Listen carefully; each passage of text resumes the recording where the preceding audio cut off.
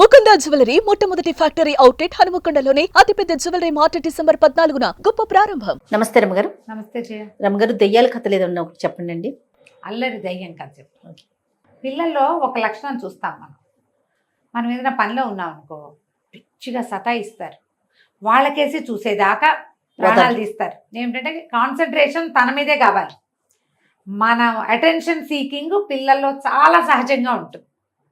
ఎవరైనా వచ్చినప్పుడు ఇంకా ఎక్కువ అల్లరి చేస్తారు కదా. అటెన్షన్ సీకింగ్, అటెన్షన్ కోసంతో పాటుగా వాళ్ళు ఏదడిగితే అది మనం ఓకే చేసేస్తామండి అమ్మగారు. నేర్చుకుంటారు. అది తర్వాత కాలంలో నెక్స్ట్ స్టెప్. అది స్టెప్ అటెన్షన్ సీకింగ్ ఒక లక్షణం, బేసిక్ పిల్లల్లో ఉంటుంది. అది కొంతమంది పెద్దవాళ్ళకు కూడా ఉంటుంది. దయ్యాల్లో కూడా ఉండటం చూపిస్తున్నారు. ఒక ఊళ్ళోనట, ఒక పల్లెటూరులో సుమారైన ఊరు, జయరామయ్య అని ఒక ఆయన ఉండేవాడు. ఆయనకి భార్య గతించింది, ఒక కుమారుడు కోడలు కూడా ఉన్నారు. వాళ్ళది చక్కటి మండువ ఇల్లు. కొడుకు కోడలు ఓ గదిలో పడుకుంటే ఈయన ఒక మధ్య అటక ఉన్న గదిలో పడుకునేవాడు. అటక మీద సామాన్లు అవి ఇవి పెడతారు, కొంచెం భోషాణం ఉంది. ఆ గదులు వదిలేయకుండా అందులో పడుకోవాలని ఆయన పడుకునేవాడు. అయితే ఏమైందట, ఒకనాటి రాత్రి వాళ్ళే గోల అవుతోంది అటక మీద. ఏదో శబ్దం అవుతుంది. కళ్ళు తెరిచి చూశాడు. చూస్తే ఈ ఆటకంటే ఇవి మా మండువాయిళ్ళకి వాటికి ఎట్లా ఉంటాయి, దూలాలు ఉంటాయి కదా, ఆ దూలాల నుంచి పిల్లి మొగ్గలేస్తూ ఒక దయ్యం కనపడింది ఆయనకి.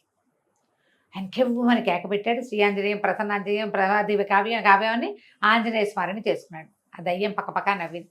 మేము చచ్చిపోకముందు మా ఇంటికి బాది ఆంజనేయ భక్తులమే, నాకేం భయం లేదు అని, మళ్ళీ నేను ఇక్కడ ఉండను, వేరే చోట ఉంటా, మా అమ్మ అక్కడ అల్లరి చేస్తున్నానని ఈ ఇల్లు చూపించి ఇంట్లో అల్లరి చేసుకో అంది. నేను ఇక్కడ అల్లరి చేసుకోవడానికి వచ్చా, ఆడుకుంటాను నేను, నువ్వు పడుకో, నేను ఆడుకుంటా. భయమేస్తోంది. ఏం చేసినా అది వెళ్ళల. అది పైకి ఎగిరి దూకి అవి లాగి ఇవి లాగి ఆ దూలం నుంచి ఈ దూలం నుంచి రయ్యమని శబ్దం చేస్తూ దూకి విజిలేసి గందరగోళం. ఈయన ఊరుకూరికే మెలకు వచ్చేస్తూనే ఉంది. ఎంత చెప్పినా ఆ దయ్యం వెళ్ళల. ఇది అల్లరి చేయదు, పడుకో నువ్వు నన్ను పడుకోనివ్వు అంటే, నీ దారిని నువ్వు పడుకో, నా దారిని నేను ఆడుకుంటా అంటుంది. అవల తెల్లవారేసరికల్లా ఏం చెప్పింది, మీ ఇల్లు ఎంత నచ్చిందో నాకు, నేను ఇక్కడికే వస్తాను రేపు కూడా అని చెప్పి వెళ్ళిపోయింది. సాయంత్రం మళ్ళీ వస్తాను అని. ఈయన తన భార్య తన పక్కనున్న కొడుక్కి చెప్పాడు, రాత్రి ఏదో దయ్యం దూరింది, ఇట్లా గోల్ చేస్తుంటే వాళ్ళు ఆశ్చర్యపడి, దయ్యాలు ఎక్కడ ఉంటాయి, దయ్యాలు లేవేం లేవు అని చెప్పి, నువ్వు ఇక్కడ పడుకోలేకపోతే అక్కడ పడుకుంది కానీ, సరే ఇవాళ చూస్తానన్నాడు. రెండో రోజు ఆ మర్నాడు రాత్రి కూడా, అంటే తెల్లవారిందిగా, రాత్రి కూడా మళ్ళీ వచ్చేసింది దయ్యపిల్ల. ఎగిరింది, దూకింది, ఆడింది, నువ్వు పడుకో అంటుంది. నేను నిద్ర చాలటల్లా, తెల్లవారులు మోతే, ఏం చేయాలో తెలియలే. ఇంకో 55 ఏళ్ళు 57 ఏళ్ళు ఉంటాయి. మెలకు వస్తే పెద్దవాళ్ళకు పట్టాన నిద్ర పట్టదు. అవును, గాఢమైన నిద్రే లేదు. మర్నాడు చెప్పాడు. ఏమన్నాడు దయ్యంతో, మా ఇల్లు ఈ అటక చిన్నది, మా పక్కింట్లో పెద్ద అటక ఉంది, వాళ్ళ ఇంటికి వెళ్ళి ఆడుకోవచ్చు కదా అన్నాడు. నాకు నువ్వు నచ్చావు, నువ్వు ఉన్న చోటే నేను ఆడుకుంటా. సరే కొడుక్కి కోడలకి చెప్పాడు, ఇలా ఉందంటే వాళ్ళు ఏమన్నారు, ఈయనేదో దీనికి లోనవుతున్నాడు, ఏమంటారు దాన్ని, హెల్యూసినేషన్కి, భ్రమకి గురవుతున్నాడు నాన్న పెద్దతనంతో. నాన్న మేము ఆ గదిలో పడుకుంటాం, నువ్వు ఈ గదిలో పడుకో. ఇటు పడుకున్నాడు. ఆ దయ్యం మళ్ళీ ఈయన దగ్గరకు వచ్చేసింది. ఇక్కడ ఆడుకోను, నేను ఆ గదిలోనే ఆడుకుంటా, నువ్వు ఆ గదిలోకి వస్తావా రావా. నేను రానన్నాడు. రాననే సర్కల్ గదిలో సామాన్లన్నీ చిందరవందర చేయటం మొదలుపెట్టి, మళ్ళీ వెళ్ళి వాళ్ళ దగ్గరికి వెళ్ళి, బాబు వద్దురా నాకు అక్కడ నిద్ర పట్టట్లేదని ఇక్కడికి వచ్చాడు. మళ్ళీ ఆ రోజు రాత్రి అంతే. ఇక విసిగిపోయాడు. ఏమైనా సరే నేను అక్కడే పడుకోవాలని మర్నాడు మళ్ళీ మారితే మర్నాడు ఏం చేసింది దయ్యం, ఈ జయరామయ్యలాగా వెళ్ళి కొడుకు కోడల దగ్గర, నాకు ఆ గదిలో నిద్ర పట్టదు, నేను పొద్దున అడిగినా సరేరా రాత్రికి నాకు నిద్ర పట్టట్లేదు అని ఈయన అవతారంలో వాళ్ళకి చెప్పేసి మళ్ళీ గదులు మారారు. ఆ దయ్యం మళ్ళీ అల్లరి చేస్తూ ఆడుకుంటోంది. చేయాలో తెలీదు. నేను మా కొడుక్కి చెప్తానన్నాడు. చెప్తాను, నువ్వు చెప్పినా సరే నేను ఆల్రెడీ, నువ్వు రాత్రిపూట నేను అడిగినా నువ్వు ఒప్పుకోవద్దు అని మీ అబ్బాయికి చెప్పేశా, ఇక నువ్వు వెళ్ళి అడిగినా సరే పడుకో నాన్న విసిగించకుండా అంటాడు. వాళ్ళు కూడా నిన్ను విసుకుంటారు, కాబట్టి నువ్వు పడుకో నేను ఆడుకుంటా. ఈయన నిద్ర పట్టదు. కాసేపు మాగనుగా పుళ్ళు అలసిపోయి ఉంటుంది, పెద్దవాడు కదా పడుకుంటాడు.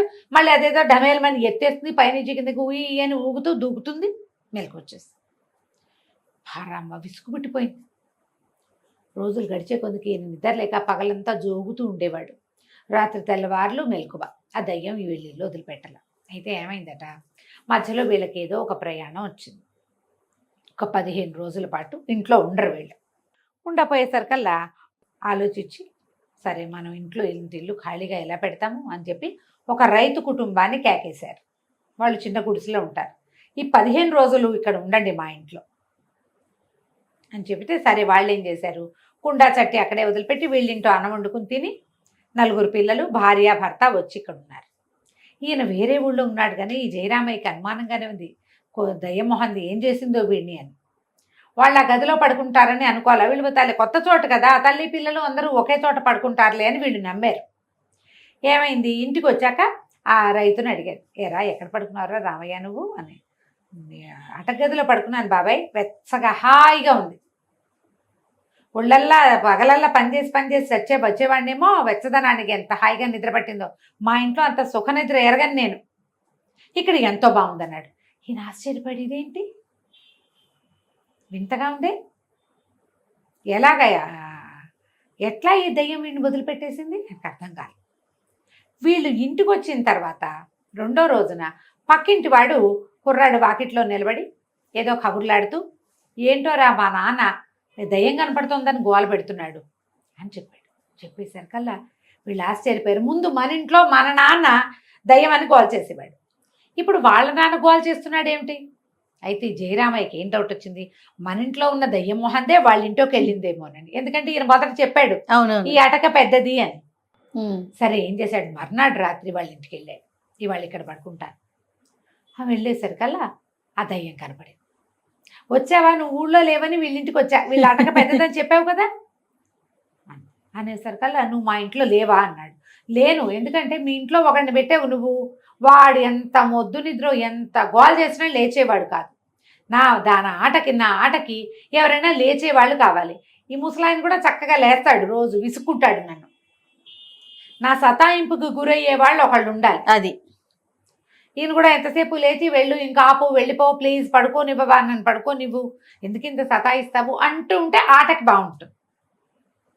మీ ఇంట్లో ఉన్నవాడు అట్ట అనలా అనేసరికి ఈ ముసలి వాళ్ళిద్దరూ మొహాలు చూసుకున్నారు.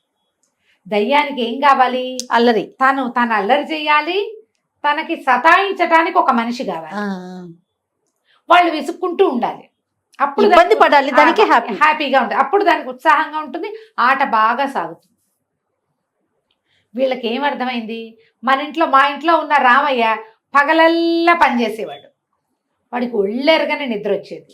మనకి 55 ఏళ్ళు వచ్చినాయని పనులు మానేసి కొడుకులు సంపాదిస్తున్నారని కూర్చున్నాం. ఒళ్ళు అలవకపోవటం వల్ల కదా మనకి నిద్ర పట్టేస్తాను. పగలల్లా పనిచేస్తే రాత్రి చీమి చిట్టుకుమన్నా మెలకు రాదు. పని పాట లేని పెద్దమ్మలకి మెలకు వస్తుంది. వృద్ధులైనా మార్నింగ్ వాక్, ఈవినింగ్ వాక్, ఇంట్లో పనులు ఏవైనా చేస్తూ ఉంటే రాత్రిళ్ళు గాఢమైన నిద్ర పడుతుంది. వీళ్ళు అర్థం చేసుకున్నారు. మర్నాటి నుంచి 2 పిల్లలతో పాటు పొలం వెళ్ళిపోవటం మొదలుపెట్టారు. కొడుకులు, నువ్వెందుకు నాన్న పెద్దవాడి వెయ్యవు, ఇంట్లో ఉండు అంటారు. అయినా సరే వీళ్ళు ఒప్పుకోలే. పొలం పనులు చేయటానికి రోజు పొలం వెళ్ళటం, నడవడం మొదలుపెట్టాక ఇక రాత్రిపూట దయ్యం గింజుకు చచ్చినా వీళ్ళకి మెలకు రాదు. కొన్నాళ్ళు చూసి ఆ దయ్యం అక్కడి నుంచి వెళ్ళిపోయింది.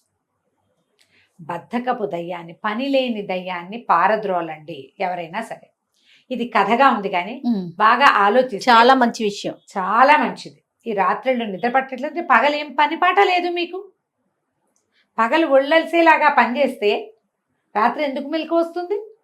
వస్తుంది ఏ 4ంటికో కాసేపు, కానీ మళ్ళీ నిద్ర పడుతుంది. ఇట్లా నిమిషం ఎక్కడ చీమ చిట్టుకోమన్నా లేవం కదా. ఒళ్ళలిసేలాగా పనిచేయండి. ఈ అల్లరి దయ్యం కాదని పిల్లలకి చక్కగా చెప్పండి. మనం ఇంటికి. నమస్తే. నమస్తే.